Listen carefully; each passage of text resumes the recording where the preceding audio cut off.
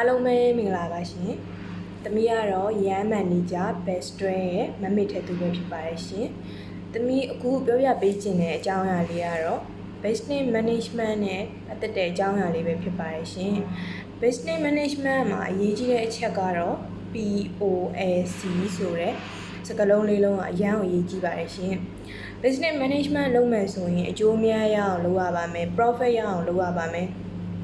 အခု POLC ဆိုတဲ့အကြောင်းအရာလေးကိုရှင်းပြပေးပါမယ်ရှင်။ကုမ္ပဏီတစ်ခုမှာ P ဆိုတဲ့ planning ရေးဆွဲခြင်းဟာအရန်ကိုရေးပါတဲ့အခန်းကဏ္ဍပဲဖြစ်ပါတယ်။ planning ထဲမှာ vision ရင် mission, strategy, goal ရင် objective တို့ပါဝင်ပါတယ်ရှင်။နောက်တစ်ခုကတော့ organization ပဲဖြစ်ပါတယ်။ organization မှာကောင်းမွန်တဲ့အဖွဲ့အစည်းတွေဘယ်လိုဖွဲ့စည်းနိုင်ဖို့နဲ့ဘယ်လို culture နဲ့သွားမယ် social network ကိုဘယ်လိုကျေပြန့်အောင်လုပ်ဆောင်နိုင်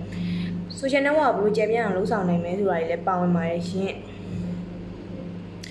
ဒီတင်းထဲမှာတော့ leadership ကောင်းဆောင်မှုစွမ်းရည်တွေ discussion making ဆွေးနွေးမှုတွေ communication ဆိုတဲ့ကောင်းမွန်တဲ့ဆက်ဆံရေးတွေကိုယ့်ရဲ့အဖွဲ့အစည်းတွေမှာ motivation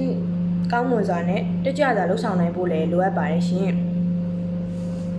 အရေးကြီးဆုံးအချက် controlling ဆိုတဲ့ထိန်းချုပ်ခြင်းနည်းပညာပဲဖြစ်ပါတယ်ရှင်။ controlling ထဲမှာနည်းစနစ်တကျလှုပ်ဆောင်ခြင်းနဲ့မဟာဗျူဟာကြကြလူသားရင်းမြစ်တို့စီမံခန့်ခွဲနိုင်တဲ့အချက်တွေကလည်းအရေးကြီးဆုံးအချက်တွေပဲဖြစ်ပါတယ်ရှင်။ဒါကြောင့်သမီးပြောချင်တဲ့ business management စီးပွားရေးလုပ်ငန်းတစ်ခုကို